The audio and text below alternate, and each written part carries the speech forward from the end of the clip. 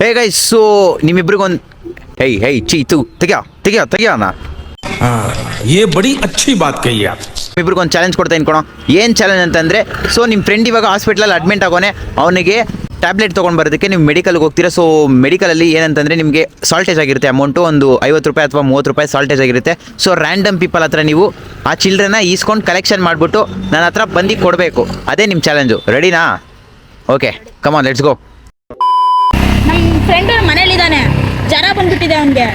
Tablet ತೊಗೊಳೋಣ ಅಂತ ಹೋದ್ರೆ 20-30 ಸಾಲ್ಟೇಜ್ ಆಗಿಬಿಟ್ಟಿದೆ. 20 ರೂಪಾಯಿ ಸಾಲ್ಟೇಜ್ ಆಗಿದೆ, ಕೊಡೋಕ್ಕಾಗುತ್ತಾ? ಮಾತ್ರ ತಗೋ, 20 ರೂಪಾಯಿ ಸಾಲ್ಟೇಜ್ ಆಗಿದೆ. ಹೋಗಿ ಮಾತ್ರ ತಗೋ, ಹೇಳ್ತಾರೆ ತಗೋ, ಒಂದೇ ತಗೊಂಡು ಹೇಳ್ತಾರೆ ಹೋಗು, ಅಲ್ಲೋಗು ಏನ್ ಕೇಳು. ಇವ್ರಿಗೆ ಏನು ಹೇಳಿದ್ರು ಅಂತಂದರೆ, ಮೆಡಿಕಲ್ ಹತ್ರ ಹೋಗ್ಬಿಟ್ಟು ನಂಗೆ ಒಂದು ಫೋನ್ ಮಾಡು, ಬೇಕಾ ಟ್ಯಾಬ್ಲೆಟ್ ಈಸ್ಕೊಡ್ತೀನಿ ಅಂತ ಹೇಳಿದ್ರು. ಸೊ ಅಲ್ಲಿ ಮೆಡಿಕಲ್ ಹತ್ರ ಹೋಗ್ಬಿಟ್ಟು ಟ್ಯಾಬ್ಲೆಟ್ ಈಸ್ಕೊಂಡು ನಮಗೆ ಟ್ಯಾಬ್ಲೆಟ್ ಅವಶ್ಯಕತೆ ಇಲ್ಲ. ಸೊ ಅದಕ್ಕೆ ನೆಕ್ಸ್ಟ್ ರ್ಯಾಂಡಮ್ ಪೀಪಲ್ ಹತ್ರ ಹೋಗ್ತಾ ಇದ್ದೀವಿ. ಅಣ್ಣ, ನಮ್ಮ ಫ್ರೆಂಡು ಮನೇಲಿದ್ದಾನೆ, ಅವ್ನಿಗೆ ಹುಷಾರಿಲ್ಲ. ಇಲ್ಲಿ ಟ್ಯಾಬ್ಲೆಟ್ ತೊಗೊಳೋಣ ಅಂತ ಬಂದೆ.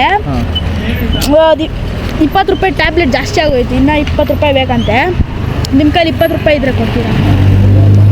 ಏನು ಮನೇಲಿ ಇಕ್ಕಿದ್ದೀನಿ ಅನ್ಸುತ್ತೆ, ಇರ್ಬೋದು. ಇದ್ರೆ ನಿಮ್ಮ ಅದೃಷ್ಟ ಅಷ್ಟೇ. ನೋಡ್ರಿ, ಥ್ಯಾಂಕ್ಸ್ ಅಣ್ಣ. ಸರಿ, ಓಕೆ, ಥ್ಯಾಂಕ್ಸ್ ಅಣ್ಣ, ಕೊಟ್ಟಿದ್ದೆ.